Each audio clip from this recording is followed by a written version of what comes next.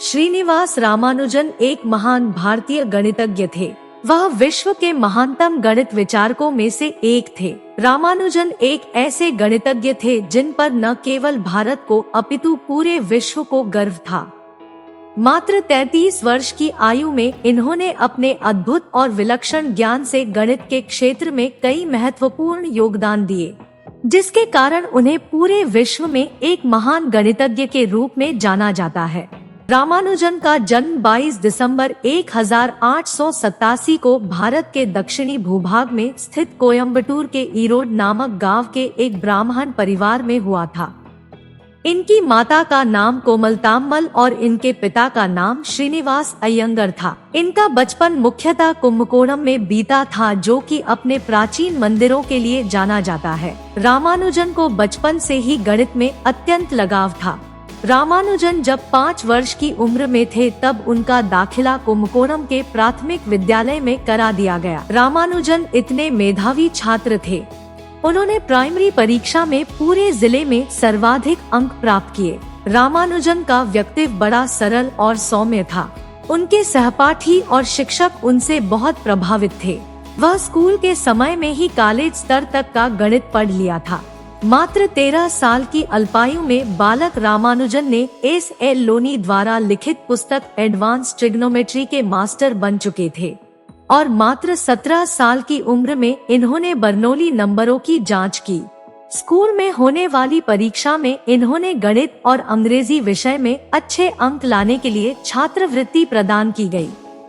किंतु श्रीनिवास की गणित विषय में अत्यधिक रुचि होने के कारण उन्होंने बाकी अन्य विषय पढ़ना छोड़ दिया। दूसरे विषय की कक्षाओं में भी गणित ही पढ़ते थे।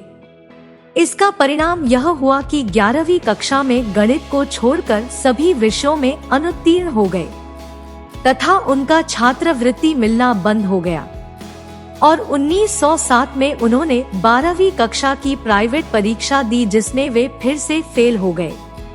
इसके बाद उनकी प्रारंभिक शिक्षा समाप्त हो गई और वर्ष 1918 में 31 साल की उम्र में गणित के 120 सूत्र लिखे और अपनी शोध को प्रोफेसर G.H. हार्डी के पास भेजा। हार्डी ने उस शोध को पढ़ा और उन शोध पत्रों से वे अत्यधिक प्रभावित हुए और उन्हें कैम्ब्रिज यूनिवर्सिटी आने का आमंत्रण दिया। फिर अक्टूबर 1918 में रामानुजन को ट्रिनिटी कॉलेज की सदस्यता प्रदान की गई। ऐसा करने वाले वे पहले भारतीय थे। 26 अप्रैल 1920 को टीबी बीमारी के कारण रामानुजन ने अपने जीवन की अंतिम सांस ली। मृत्यु के समय उनकी आयु सिर्फ 33 वर्ष की थी। श्रीनिवास रामानुजन जैसे महान गणितज्ञ को खोना संपूर्ण विश्व के लिए अपूरणीय क्षति थी। रामानुजन ने अपने 33 वर्ष के जीवन में 3884 समीकरण दिए, जिनमें से कई तो आज भी अनसुलझी हैं। गणित में 1729 को रामानुजन नंबर से जाना जाता है।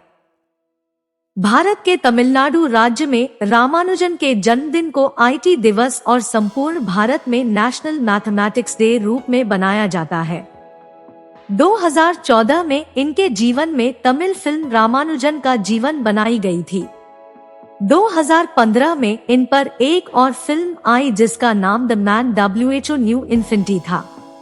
रामानुजन का आध्यात्म के प्रति विश्वास इतना गहरा था कि वे अपने गणित के क्षेत्र में किए गए किसी भी कार्य को आध्यात्म का ही एक अंग मानते थे। वे धर्म और आध्यात्म में केवल विश्वास ही नहीं रखते थे, बल्कि उसे तार्किक रूप से प्रस्तुत भी करते थे। वे कहते थे कि मेरे लिए गणित के उस सूत्र का कोई मतलब नहीं है जिससे मुझे आध्यात्मिक विचार न मिलते हों।